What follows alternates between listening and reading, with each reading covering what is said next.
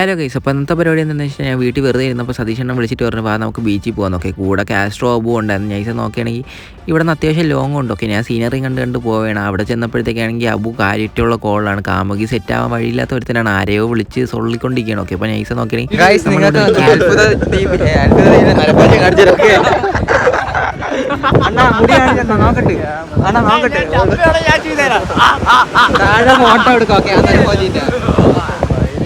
അതേപോലെ തന്നെ നമുക്ക് സതീഷ് അണ്ണന്റെ ചെരുപ്പ് കടതി അറിയാം. Okay guys, plan change. അബുവിന്റെ ചെരുപ്പ് അറിയാം. വേണോ?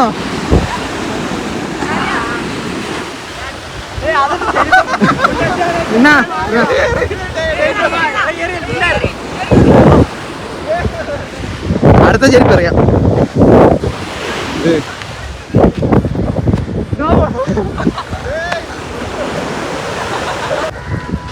ചായ പോയി വാ.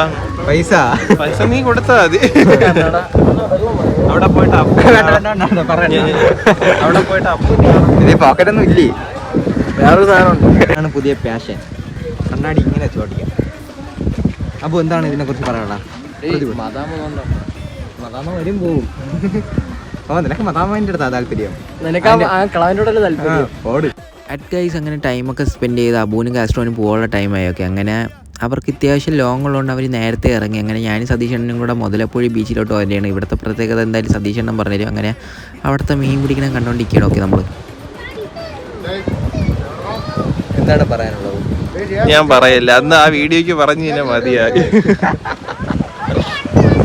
എല്ലാ വീഡിയോയിലും ഒരേ ഡയലോഗ്, അതുകൊണ്ട് എനിക്ക് പ്രത്യേകിച്ച് ഒന്നും പറയാനില്ല. എനിക്ക് ഇഷ്ടപ്പെട്ടു ഗൈസ്. അപ്പൊ നമുക്ക് ഇനി അണ്ണനെ വലിപ്പിക്കണതാണ്. ഓക്കെ, ഇപ്പൊ സ്ഥലം എവിടെയാണ്? നേരത്തെ നേരത്തെ നമ്മൾ നിന്നത് പുത്തൻതോപ്പായിരുന്നത്. പെരുമാതറപ്പുഴി.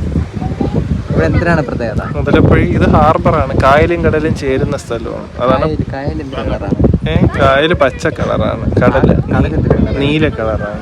അതിന് വെള്ളത്തിന് കളറില്ലല്ലേ? ഉണ്ട്. അത് നോക്കിയാണെങ്കിൽ ഓറഞ്ച് ഓറഞ്ചാണ്. എന്ത് നമുക്ക് ഇഷ്ടമുള്ളത് പറയാം. അപ്പം അണ്ണനെ വലിപ്പിക്കണ കാണാം. Okay, by.